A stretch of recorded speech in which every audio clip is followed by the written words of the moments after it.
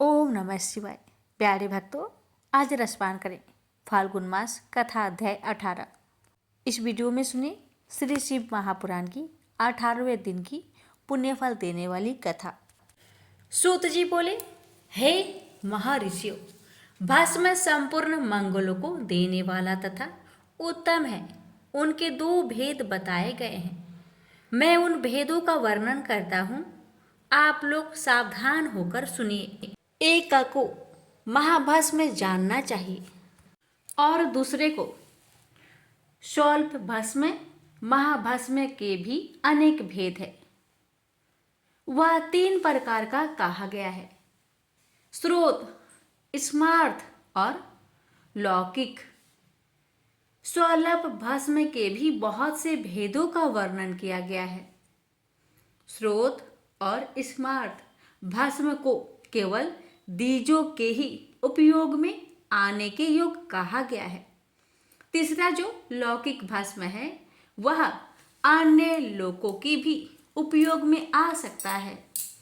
श्रेष्ठ महर्षियों ने यह बताया है कि बीजों को वैदिक मंत्र के उच्चारण पूर्वक भस्म धारण करना चाहिए।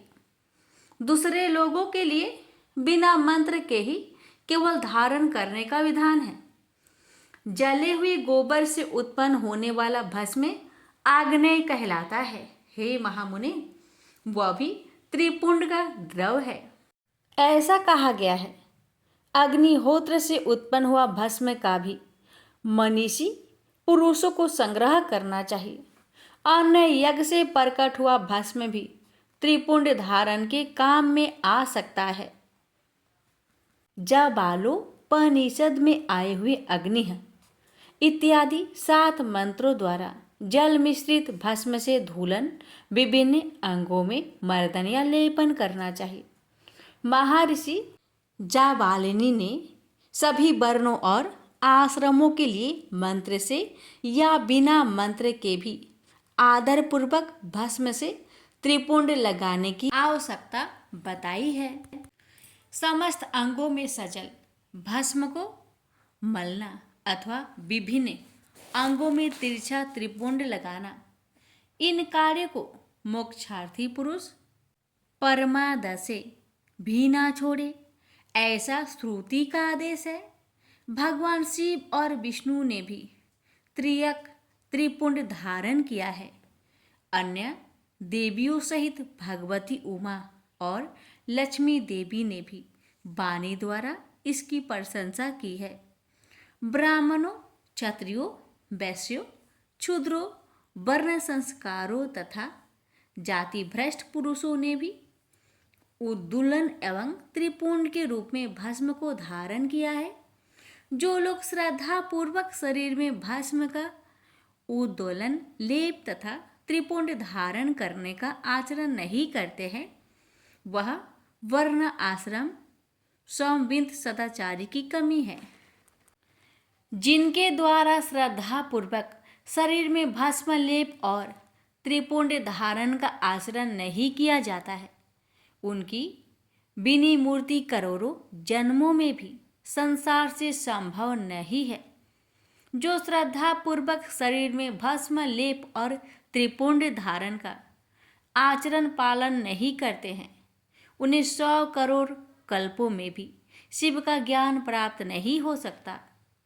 जो श्रद्धा पूर्वक भस्म लेप तथा त्रिपुंड धारण नहीं करते हैं, वे महापातकों से युक्त हो जाते हैं, ऐसा शास्त्रों का निर्णय है। जो श्रद्धा पूर्वक भस्मोद्दोलन और त्रिपुंड धारण नहीं करते हैं, उन लोगों का संपूर्ण आचरण विपरीत फल प्रदान करने वाला हो जाता है। हे मुनियों, जो महापातकों से युक्त और समस्त प्राणियों से देश करने वाले हैं, वे ही त्रिपुंड धारण तथा भस्मोद्दोलन से अत्यधिक देश करते हैं। जो आत्मज्ञानी मनुष्य शिवागिन अग्निहोत्र का कार्य करके त्रयायुष संग जमदग्ने इस मंत्र से भस्म का मात्र स्पर्श ही कर लेता है, वह समस्त पापों से मुक्त हो जाता है। जो मनुष्य तीनों संध्या कालों में श्वेत भस्म के द्वारा त्रिपुंड धारण करता है, वह समस्त पापों से मुक्त होकर शिव सानिध्य का आनंद भोगता है। जो व्यक्ति श्वेत भस्म से अपने मस्तक पर त्रिपुंड धारण करता है, वह अनादि भूत लोकों को प्राप्त कर अमर हो जाता है। बिना भस्म स्नान किए सदसर ओम नमः शिवाय मंत्र का जप नहीं करना चाहिए। विधि पूर्वक भस्म से त्रिपुंड धारण करके ही इसका जप करना चाहिए। दयाहीन, अधम, महापापों से युक्त, उपपापों से युक्त मूर्ख अथवा पतित व्यक्ति भी जिस देशों में नित्य भस्म धारण करते हैं, वह देश सदैव संपूर्ण तीर्थों और यज्ञों से परिपूर्ण ही रहता है। त्रिपुंड धारण करने वाला पापी जीव भी समस्त देवों और असुरों के द्वारा पूजित है। यदि पुण्य आत्मा त्रिपुंड से युक्त है तो उनके लिए कहना ही क्या है। भस्म धारण करने वाला शिवज्ञानी जिस देश में स्वेच्छा चला जाता है, उस देश में समस्त तीर्थ आ जाते हैं। इस विषय में और अधिक क्या कहा जाए। विद्वानों को सदैव भस्म धारण करना चाहिए एवं लिंगाचरण करके षड्क्षर मंत्र का जप करना चाहिए। ब्रह्मा, विष्णु, रुद्र, मुनिगण और देवताओं के द्वारा भी भस्म धारण करने की महत्व का वर्णन किया जाना संभव नहीं है।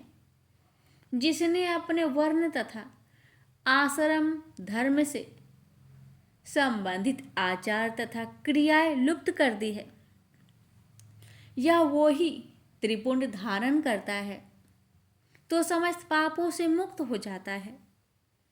जो भस्म धारण करने वाले को त्याग कर धार्मिक कृत्य करते हैं, उनको करोड़ों जन्म लेने पर भी संसार से मुक्ति प्राप्त नहीं हो पाती है। जिस ब्राह्मण ने भस्म से अपने सिर पर त्रिपुंड धारण कर लिया है, उसने मानो गुरु से सब कुछ पढ़ लिया है और सभी धार्मिक अनुष्ठान कर लिए हैं। जो मनुष्य भस्म धारण करने वाले को देखकर उसे कष्ट देते हैं, वह निश्चित ही चांडाल से उत्पन्न हुए हैं। ऐसा विद्वानों को जानना चाहिए। भक्ति परायण ब्राह्मण और क्षत्रिय को माँ नस्तों के तनय इस मंत्र से अभिमंत्रित भस्म को शास्त्र सम्मत कहे गए अंगों पर धारण करना चाहिए। वैश्य त्र्यंबक यजामहे इस मंत्र से और क्षुद्र शिवाय नमः इस पंचाक्षर मंत्र से भस्म को अभिमंत्रित कर धारण करें।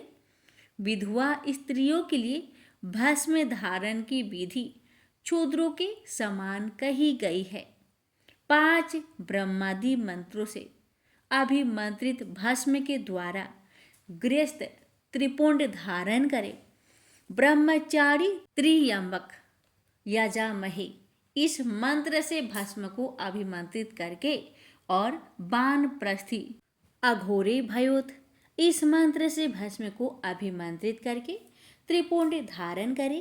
किंतु यदि सन्यासी प्रणव के मंत्र से भस्म को अभिमंत्रित करके त्रिपुंड धारण करे, जो वर्णाश्रम धर्म से परे हैं, वह शिवो हंग इस भावना से नित्य त्रिपुंड धारण करे, और जो शिव योगी है वह ईशान सर्व विद्या नाम इस भावना को करता हुआ त्रिपुंड धारण करे। सभी वर्णों के द्वारा भस्म धारण करने के इस उत्तम कार्य को नहीं छोड़ना चाहिए। अन्य जीवों को भी सदा भस्म धारण करना चाहिए। ऐसा भगवान शिव का आदेश है। भस्म स्नान करने से जितने कण शरीर में प्रवेश करते हैं, उतने ही शिवलिंगों को वह धारण अपने शरीर में धारण करता है। ब्राह्मण, क्षत्रिय, वैश्य, शूद्र, वर्ण, संकर, स्त्री, सधवा, विधवा, बालक, पाखंडी, ब्रह्मचारी, गृहस्थ, वानप्रस्थी, सन्यासी, व्रती और सन्यासिनी स्त्रियां, ये सभी भस्म के त्रिपुंड धारण के प्रभाव के द्वारा मुक्त हो जाती है। इसमें संचय नहीं है। जैसे ज्ञानवश या अज्ञानवश धारण की गई अग्नि सबके समान रूप से जलाती है, वैसे ही ज्ञान या अज्ञानवश धारण किया गया भस्म भी समान रूप से सभी मनुष्यों को पवित्र करता है। भस्म तथा रुद्राक्ष धारण के बिना जल अथवा अन्न को अंश मात्र भी नहीं खाना चाहिए। गृहस्थ, वानप्रस्थ, सन्यासी और वर्णशंकर जाति का व्यक्ति यदि भस्म एवं रुद्राक्ष को धारण किए बिना भोजन करता है तो वह मात्र पाप ही खाता है और नरक की ओर प्रस्थान करता है। ऐसे समय में उन वर्ण धर्मों का वह व्यक्ति गायत्री मंत्र के जप से तथा यति सन्यासी मुख्य प्रणव मंत्र के जप से प्रायश्चित करके मुक्ति प्राप्त कर सकता है। जो त्रिपुंड की निंदा करते हैं वे साक्षात शिव की ही निंदा करते हैं और जो त्रिपुंड को धारण करते हैं वे साक्षात उन्हीं शिव को ही धारण करते हैं। भस्म रहित भाल को धिक्कार है, शिवालय शिव मंदिर रहित ग्राम को धिक्कार है, शिवाचरण से रहित जन्म को धिक्कार है और शिव ज्ञान रहित विद्या को धिक्कार है। जो लोग तीनों लोकों के आधार स्वरूप महेश्वर भगवान शिव की निंदा करते हैं और त्रिपुंड धारण करने वाले की निंदा करते हैं, उनको तो देखने से ही पाप लगता है। वे वर्ण शंकर, सुअर, असुर, खर, गधा, सावन, कुत्ता, क्रोष्टु, सियार तथा कीड़े मकोड़े के समान ही उत्पन्न होते हैं और उन नरकगामी व्यक्तियों का यह जन्म मात्र पाप करने के लिए ही होता है। भगवान शिव की तथा त्रिपुंड धारण करने वाले उनके भक्तों की जो निंदा करते हैं वह रात में देखने पर चंद्रमा के दर्शन से और दिन में देखने पर सूर्य के दर्शन से शुद्धि प्राप्त होती है। मात्र इतना ही नहीं, स्वप्न में भी उन्हें देखने से पाप लगता है। अतः स्वप्न में जो उन्हें देखे उसको अपनी शुद्धि के लिए श्रुति में कहे गए रुद्र सूक्त का आदर पूर्वक पाठ करना चाहिए, तभी उससे छुटकारा मिल सकता है। उनसे बात करने से नरक होता है, उस नरक से मुक्ति प्राप्त करना असंभव है। जो भस्म, त्रिपुंड आदि धारण करने वाले पुरुष की निंदा करते हैं वे निश्चित ही मूर्ख हैं।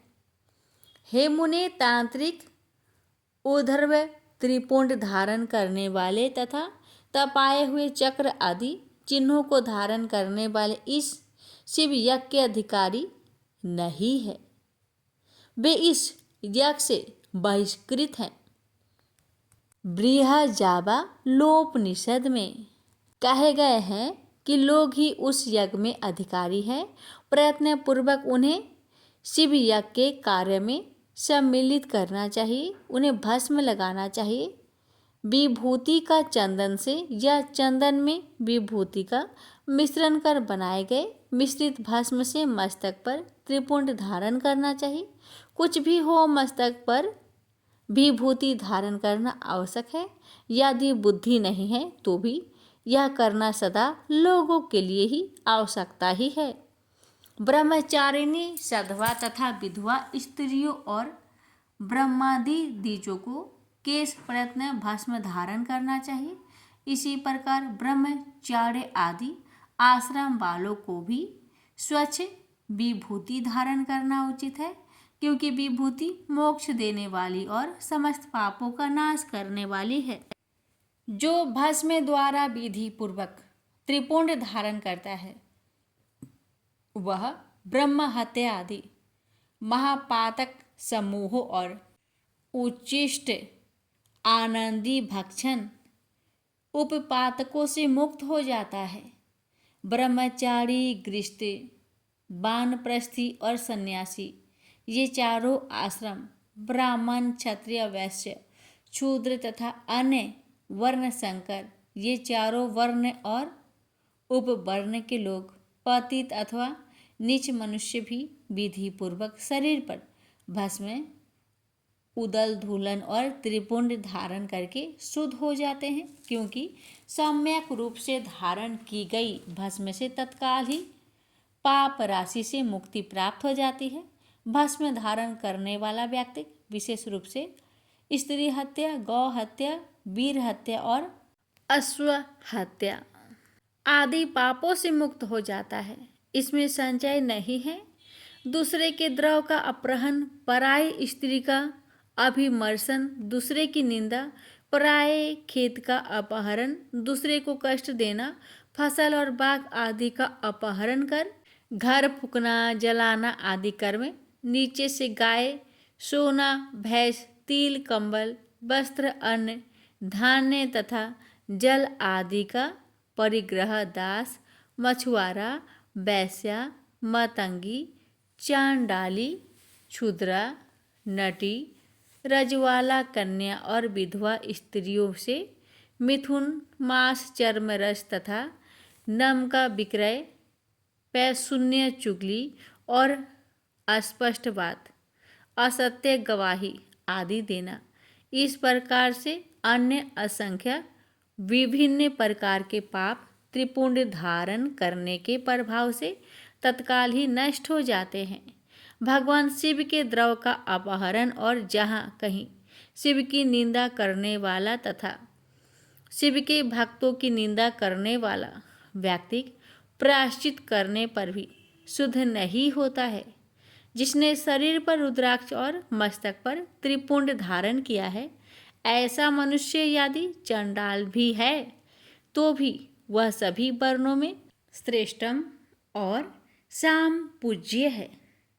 जो मस्तक पर त्रिपुंड धारण करता है वह इस संसार में जितने भी तीर्थ है और गंगा आदि जितनी नदियां हैं उन सब में स्नान किए हुए के समान पुण्यफल प्राप्त करने वाला होता है।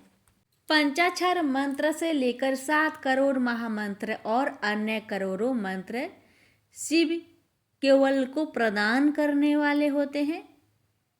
हे मुनि, विष्णु आदि देवताओं के लिए प्रतिपादित अन्य जो मंत्र है वे सभी सुखों को देने वाले हैं। जो त्रिपुंड धारण करता है उसके बस में वे सब मंत्र स्वतः ही हो जाते हैं। त्रिपुंड धारण करने वाला मनुष्य अपने वंश और गोत्र में उत्पन्न हजारों पूर्वजों का और भविष्य में उत्पन्न होने वाली हजारों संतानों का उद्धार करता है। जो त्रिपुंड धारण करता है उसे इस लोक में रोग रहित दीर्घ आयु प्राप्त होती है और वह संपूर्ण भोगों का उपभोग करके जीवन के अंतिम समय में सुखपूर्वक ही मृत्यु को प्राप्त करता है।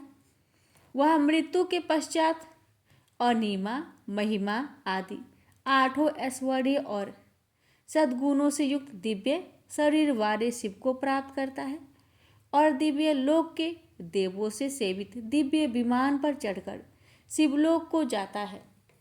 वहाँ पर वह सभी विद्याधरों और महापराक्रमी गंधर्व इत्यादि लोकपालों से लोकों में क्रमशः जाकर बहुत से भोगों का उपभोग करता हुआ प्रजापतियों के पदों तथा ब्रह्मा के पद पर आसीन होकर दिव्य लोक की सैकड़ों कन्याओं के साथ आनंदित होता है। वह उस लोक में ब्रह्मा की आयु के बराबर आयु को प्राप्त कर अनेक सुखों का भोग करके विष्णु लोक को जाता है और ब्रह्मा के 100 वर्षों तक सुखों का भोग प्राप्त करता है। तदंतर वह शिव लोक को जाकर इच्छा अनुकूल अच्छाई कामनाओं को प्राप्त कर शिव का सानिध्य प्राप्त कर लेता है। इसमें संदेह नहीं है। सभी उपनिषदों के सार को बार बार सम्यक रूप से देखकर यही निर्णय लिया गया है कि त्रिपुंड धारण करना ही परम श्रेष्ठ है। जो ब्राह्मण विभूति की निंदा करता है वह ब्राह्मण नहीं है अपितु अन्य जाति का है और विभूति निंदा के कारण उसे चतुर्मुख ब्रह्मा की आयु सीमा तक नरक भोगना पड़ता है। श्राद्ध, यज्ञ, जप, होम, बलि, विश्वदेव और देव पूजन के समय जो पुण्यात्मा मनुष्य त्रिपुंड धारण करता है वह मृत्यु को भी जीत लेता है। मल त्याग करने पर शुद्धि के लिए जल स्नान किया जाता है। भस्म स्नान करने पर सदा पवित्रता आती है। मंत्र स्नान पाप का हरण करता है और ज्ञान रूपी जल में अवगाहन करने पर परम पद की प्राप्ति होती है। समस्त तीर्थों में स्नान करने से जो पुण्य और फल प्राप्त होता है वह फल भस्म स्नान करने वाले को प्राप्त हो जाता है। भस्म स्नान ही परम श्रेष्ठ तीर्थ है जो प्रतिदिन गंगा तीर्थ स्नान के समान है। भस्म रूपी साक्षात शिव है जो त्रिलोक्यों को पवित्र करने वाला है। बिना त्रिपुंड धारण किए हुए जो ब्राह्मण स्नान, ध्यान, दान और जप आदि अनुष्ठान कर्म करता है वह न तो स्नान है, न ध्यान है, न दान है और न जप आदि अन्य अनुष्ठित कर्म ही है। वानप्रस्थ, कन्या और दीक्षा रहित मनुष्य को मध्या के पूर्व ही जल से युक्त त्रिपुंड धारण करना चाहिए, किंतु मध्याह्न के पश्चात जल रहित भस्म से त्रिपुंड धारण करना उचित है। इस प्रकार श्रद्धा पूर्वक दृढ़ निश्चय वाला जो व्यक्ति नित्य त्रिपुंड धारण करता है उसे ही शिव भक्त जानना चाहिए। उसी को भुक्ति तथा मुक्ति भी प्राप्त होती है। जिसके अंग पर प्रचुर पुण्य देने वाला एक भी रुद्राक्ष नहीं है और वह त्रिपुंड से भी रहित है, उसका जन्म लेना व्यर्थ है। इसके पश्चात भस्म धारण तथा त्रिपुंड की महिमा एवं विधि बताकर सूत जी ने फिर कहा, हे महर्षियों, इस प्रकार मैंने संक्षेप से त्रिपुंड का महात्म्य बताया है। यह समस्त प्राणियों के लिए गोपनीय रहस्य है, अतः आपको भी इसे गुप्त ही रखना चाहिए। मुनिवरों, ललाट आदि सभी निर्दिष्ट स्थानों में जो भस्म से 3 तिरछी रेखाएं बनाई जाती है उन्हीं को विद्वानों ने त्रिपुंड कहा है। भावों के मध्य भाग से लेकर जहाँ तक भावों का अंत है उतना बड़ा त्रिपुंड ललाट में धारण करना चाहिए। मध्यमा अनामिका उंगली से 2 रेखाएं करके बीच में अंगुष्ठा द्वारा प्रतिलोभ भाव से की गई रेखा त्रिपुंड कहलाती है, अथवा बीच की 3 उंगलियों से भस्म लेकर यत्नपूर्वक भक्ति भाव से ललाट में त्रिपुंड धारण करें। त्रिपुंड अत्यंत उत्तम तथा भोग और मोक्ष को देने वाला है। त्रिपुंड की 3 रेखाओं में से प्रत्येक की 9 देवता हैं जो सभी अंगों में स्थित है। मैं उनका परिचय देता हूँ, सावधान होकर सुनो। हे मुनिवर, प्रणव का प्रथम अक्षर अकार, ग्रह प्रत्यय, अग्नि, पृथ्वी, धर्म, रजोगुण, ऋग्वेद, क्रियाशक्ति, प्रतः, सवन तथा महादेव, ये त्रिपुंड की प्रथम रेखा के 9 देवता है। यह बात शिव दीक्षा परायण पुरुषों को अच्छी तरह समझ लेनी चाहिए। हे मुनि श्रेष्ठों, प्रणव का दूसरा अक्षर उकार, दक्षिणागिन आकाश, सत्वगुण युजवेद, मध्यानिदन सवन, इच्छा शक्ति, अंतरात्मा तथा महेश्वर, ये दूसरी रेखा के 9 देवता हैं। ऐसा शिव दीक्षित लोगों को जानना चाहिए। हे मुनि श्रेष्ठों, प्रणव का तीसरा अक्षर मकार, आह्वनीय अग्नि, परमात्मा, तमोगुण, धूलोक, ज्ञान शक्ति, सामवेद, तृतीय सवन तथा शिव, ये तीसरी रेखा के 9 देवता है। ऐसा शिव दीक्षित भक्तों को जानना चाहिए। इस प्रकार स्थान देवताओं को उत्तम भक्ति भाव से नित्य नमस्कार करके स्नान आदि से शुद्ध हुआ पुरुष यदि त्रिपुंड धारण करे तो भोग और मोक्ष को भी प्राप्त कर लेता है। हे मुनीश्वरों, यह संपूर्ण अंगों में स्थान देवता बताए गए हैं। अब उनसे संबंधित स्थान बताता हूँ, भक्ति पूर्वक सुनिए। 32, 16, 8 अथवा 5 स्थानों में मनुष्य त्रिपुंड का न्यास करे।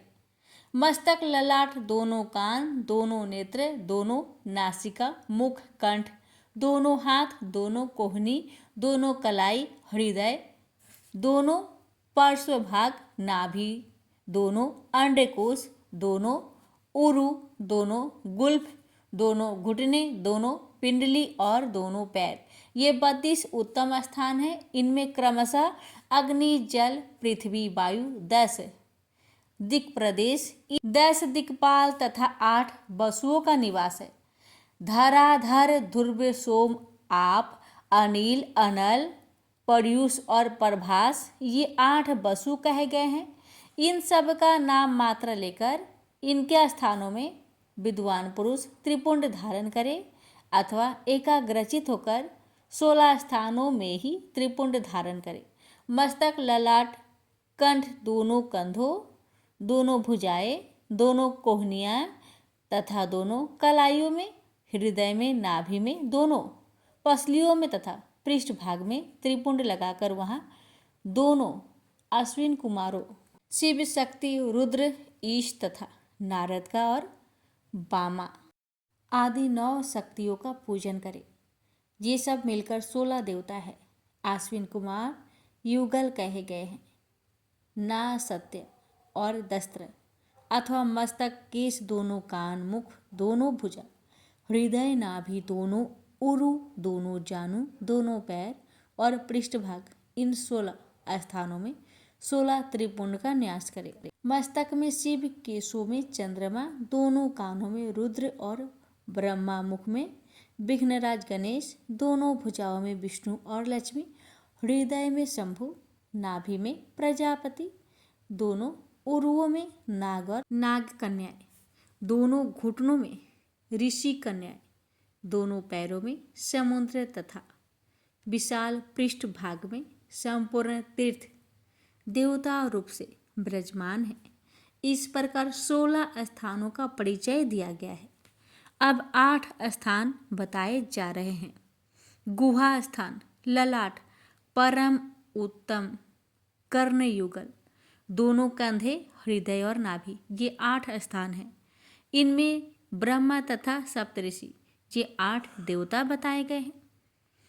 हे मुनीश्वरों, भस्म के स्थानों को जानने वाले विद्वानों ने इस तरह 8 स्थानों का परिचय दिया है, अथवा मस्तक, दोनों भुजाएं, हृदय और नाभि, इन 5 स्थानों को भस्म वेता पुरुषों ने भस्म धारण करने के योग बताया है। यथा संभव देश, काल आदि की अपेक्षा रखते हुए उद्धूलन भस्म को अभिमंत्रित करना और जल में मिलाना आदि कार्य करे। यदि उद्धूलन में भी असमर्थ हो तो त्रिपुंड आदि लगाए। त्रिनेत्रधारी तीनों गुणों के आधार तथा तीनों देवताओं के जनक भगवान शिव का स्मरण करते हुए नमः शिवाय कहकर ललाट में त्रिपुंड लगाए। ईशाभ्यां नमः ऐसा कहकर दोनों पार्श्व भागों में त्रिपुंड धारण करे। बीजाभ्यां नमः यह बोलकर दोनों परकोष्ठों में भस्म लगाए। पितृभ्यां नमः कहकर नीचे के अंगों में, उमे शाभ्यां नमः कहकर ऊपर के अंगों में तथा भीमाय नमः कहकर पीठ में और सिर के पिछले भाग में त्रिपुंड लगाना चाहिए। प्रेम से बोलिए हर हर महादेव।